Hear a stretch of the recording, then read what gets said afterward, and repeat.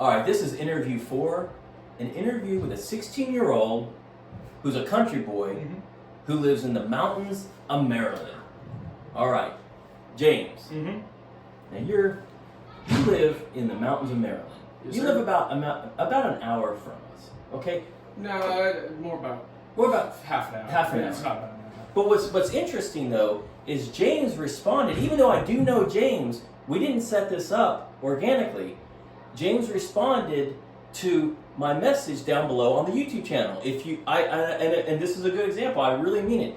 I want to interview anybody about anything. And so James commented, reached out to us, and he said he'd like to be interviewed. So what's interesting is that James, he lives in the mountains of Maryland, lives out in the country, and some of the most interesting things is he lives around wildlife, Yep. people, right? And people don't live right next to each other like we live in a neighborhood. They don't live right next to each other, so there's definitely some interesting situations. Getting around, there's a lot of snow, a lot of things that would affect James that would affect us. So we're going to start off by asking James, how do you like living out in the country? Well, I think living out in the country is definitely superior to living in a neighborhood because with living in the country, you have the option of growing food, hunting, just having space to do projects on. Like if you wanted to go build a shed or a barn, you could just basically get your permit and do it. Yeah. If here, you're limited with the space. Yes. And the environment in the country, I feel, is a lot better because you have less traffic. Like pretty much everybody knows everybody else. And around here, there's so many people. Yeah. So it's hard to know it's who hard to know. everybody is. Know everybody. So do you find that you're dependent on your neighbors a lot, especially in that environment? Not really. We do get help. Like when it snows in the winter, we have a neighbor that comes down and plows the driveway, and we get like things from neighbors. Like our next door neighbor hunts deer every year, and I'll go help him butcher the deer, and I'll get some of the meat from it.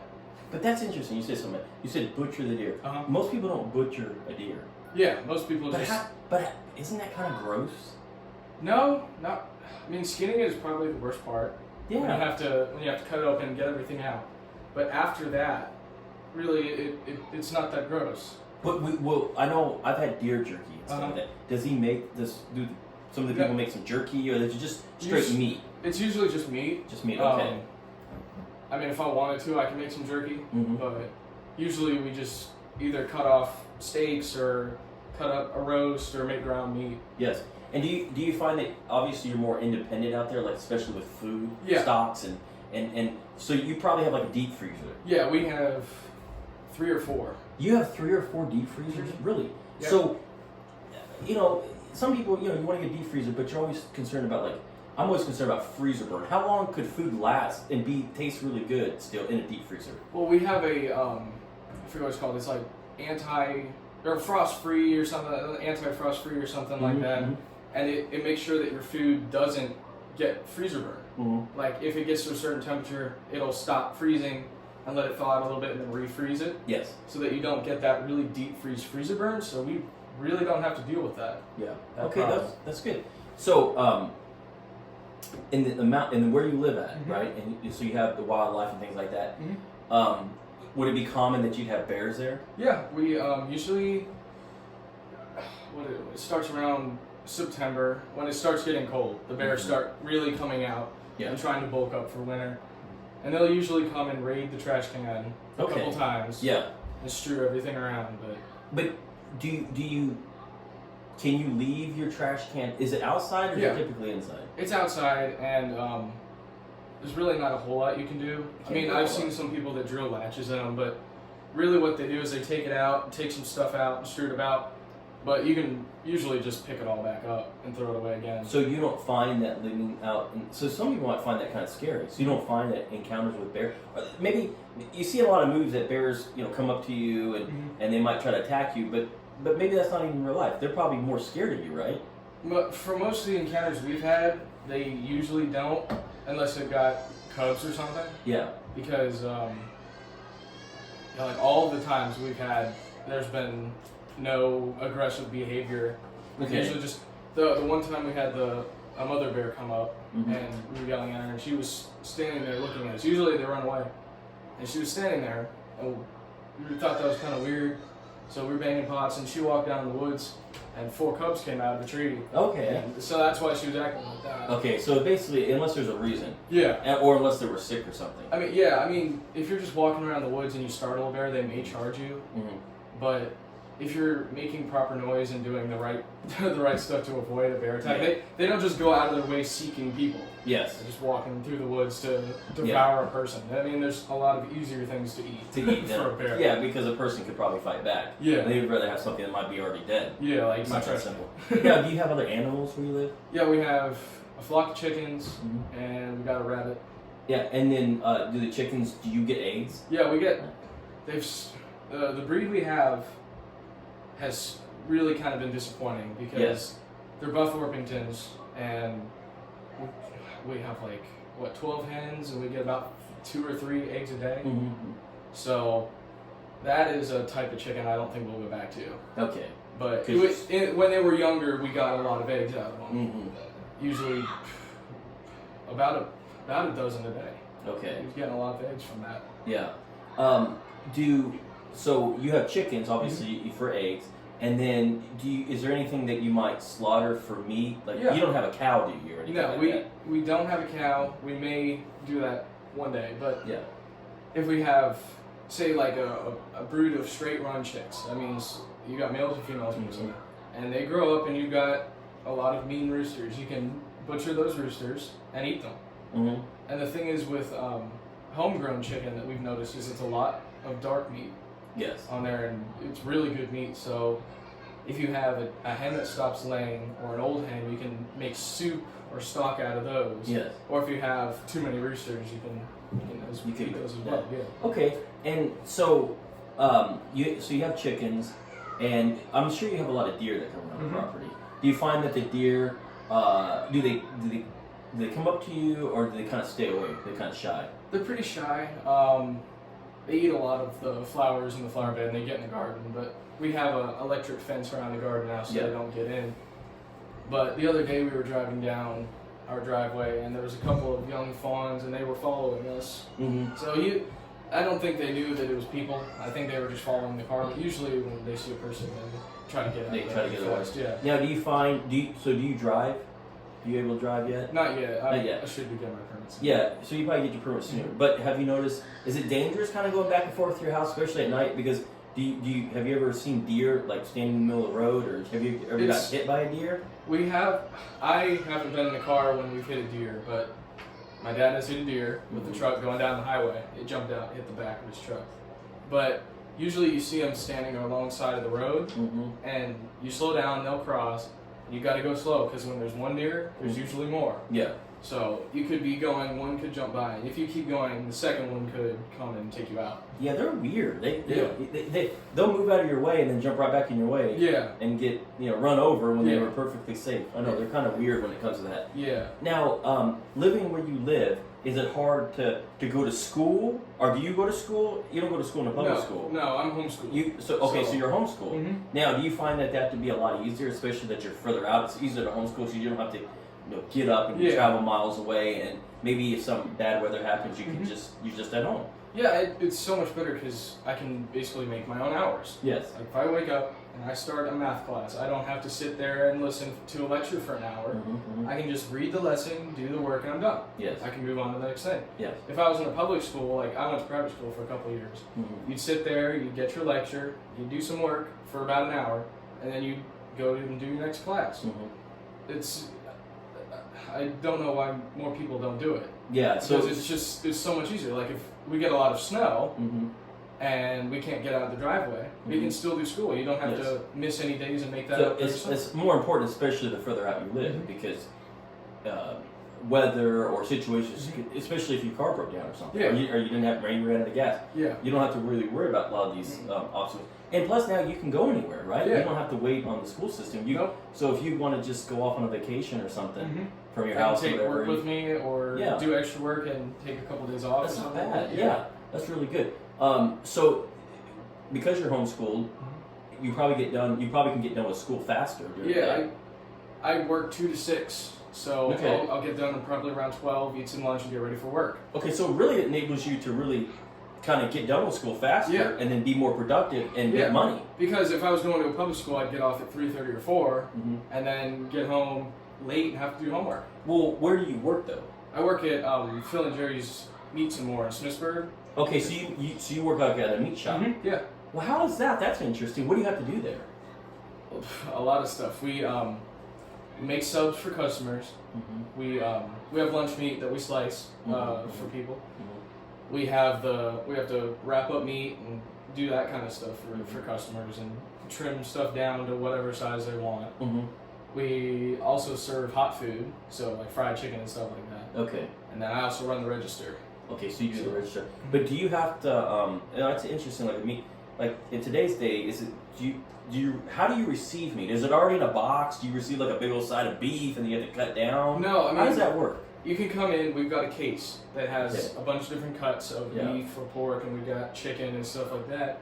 So if instead of like coming in and buying just half a cow, we also have meat packages so that you get the cuts that you want instead of just half a cow with the stuff that you wouldn't usually buy. Yeah. But the meat man he cuts the cow down though, right there, right? So they get shipped maybe a whole side of beef, side of cow. Usually we get shipped like a piece, a big piece, and we cut that down to steaks. Like we could get like a whole tenderloin, and we could either sell the whole tenderloin or cut it into fillets. Yes. Fillet steaks. Okay, and that goes good to if you did your own meat, like at home, you could.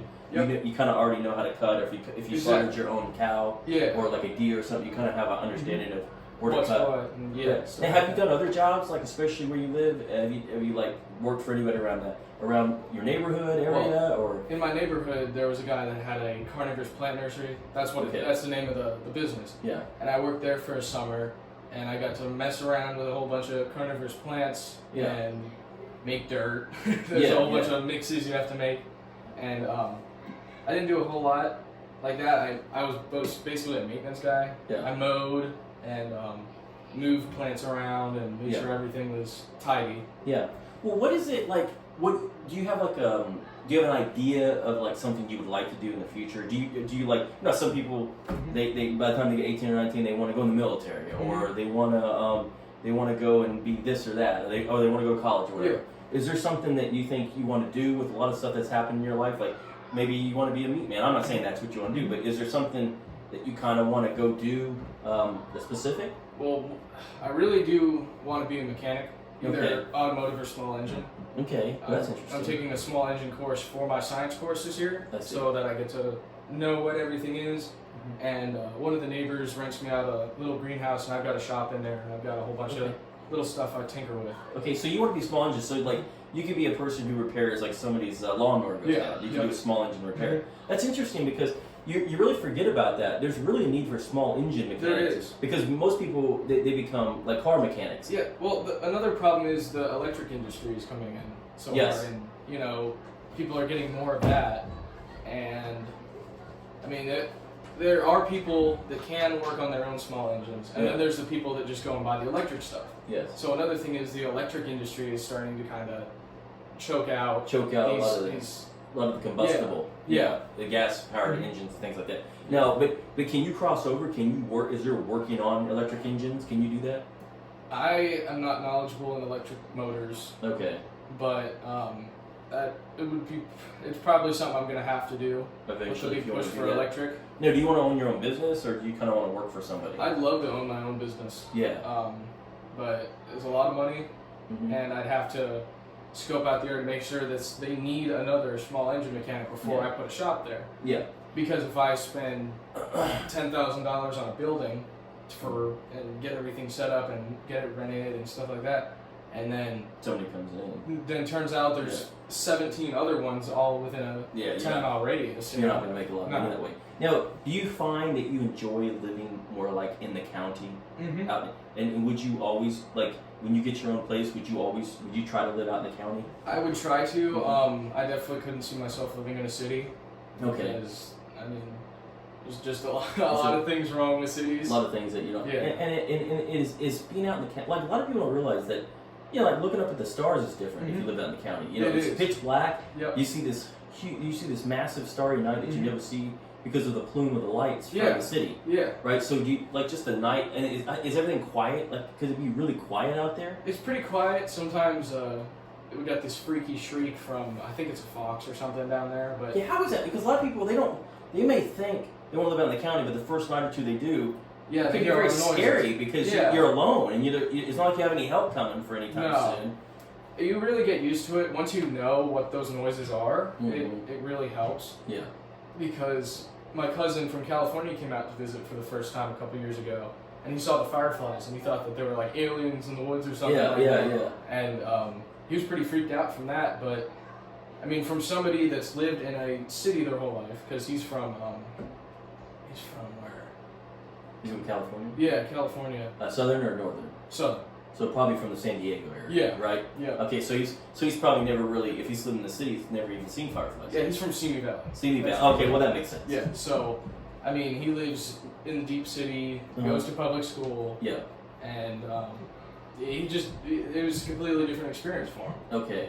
Now do you have any siblings? Yeah, I've got a younger brother. Okay, you got a younger brother. Okay. Now do you guys hang out a lot, or is he kind of like you, not kind of like you? He's more into the video games and stuff like that than I am. Okay, so you like to. But now that you live out there in Mhm. the county and do you like go hiking a lot on your own? Just like, can you go in the woods? And Yeah, I walk mean, in we've got and 8 stuff? acres, so you can just go and take a perimeter jog through the woods. Okay. Or go and, build a stick fort or whatever you want So anytime. that's what a lot of people miss is that you live in a place that you just go outside and it's an adventure because Yeah. you can just make and do whatever you want to do. You could chop down a tree if you Yeah. need to or want to or split, make some wood. What's nice is I also like mountain biking, so I've been building a mountain bike trail down through those woods, and it's like going to a mountain bike park in your own backyard. I mean, instead of driving half an hour away to go to Some actual some park, yeah. you can just walk outside. Yeah, And it's there's like the lots of same them. thing. Especially if like you have a river running through your property Yeah.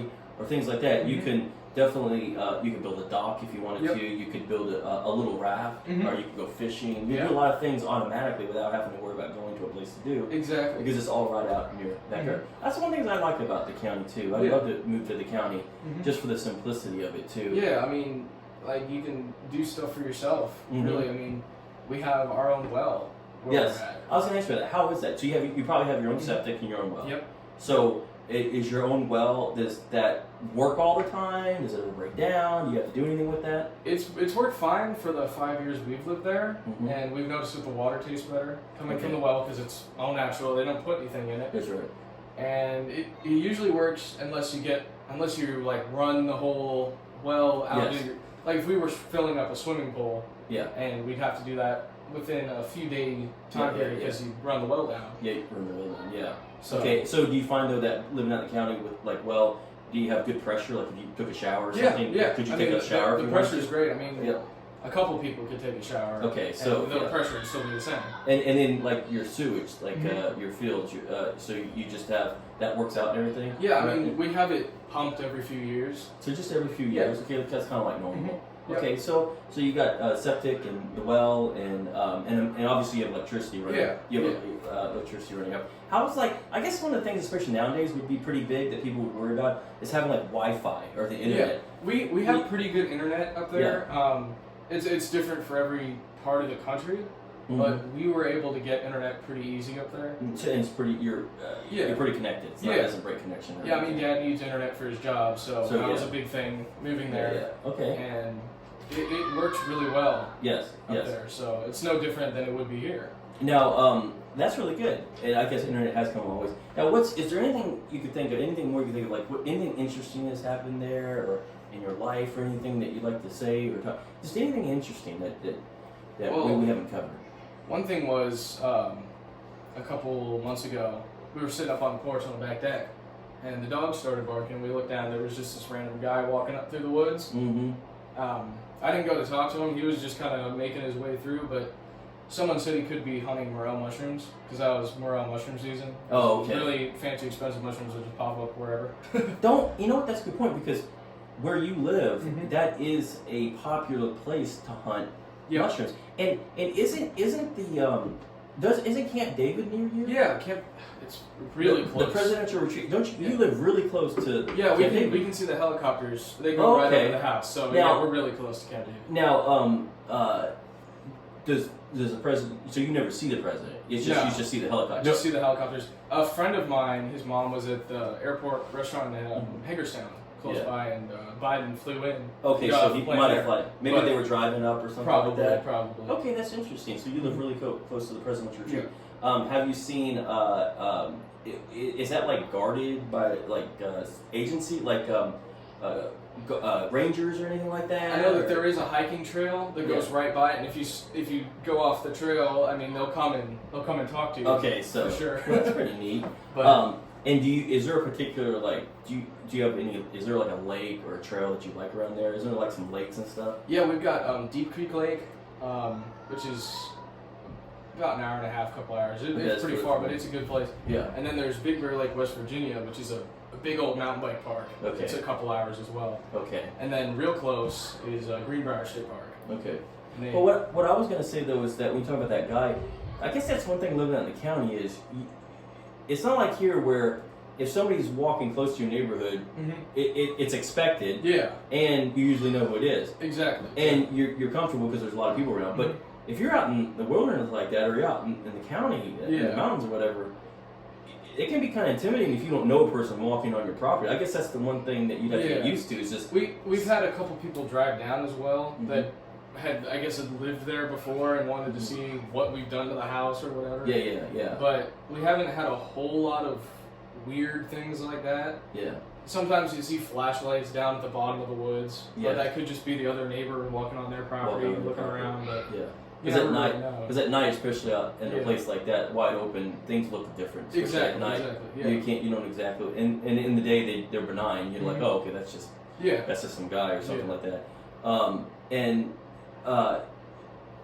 You have lived. How long have you lived there? 5 years. 5 years. Okay, so you enjoy it. So 5 years out in the mountains of Maryland. All right, and they're I think they're called the Catoctin. Yeah, Catoctin. You're in the Catoctin Mountains, and you have just down the road you have Thurmont. Yep. So one last thing I just want to ask is somebody like, I don't know if I want to move out like that because just going to the grocery store could be a long ways away. Do you find?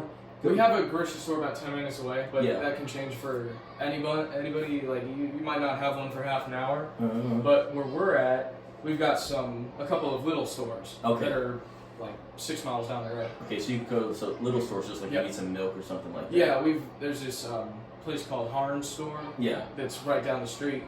I could walk there, and they have pretty much everything you need. Okay. Except for like meat and stuff like that, but they have normal groceries and normal things. Yeah. Okay. All right. Well, I've enjoyed this segment of talking to James. And remember, if you would like to be interviewed about anything, this is all things with all people. Just leave a comment like James did. Do what I did. And if you live close enough, you can be interviewed here, or we can interview over the internet, right? With some sort of meeting or anything like that we can use. We can interview. So if you'd like to be interviewed, please leave a comment. And we enjoyed talking to James. Yes, sir.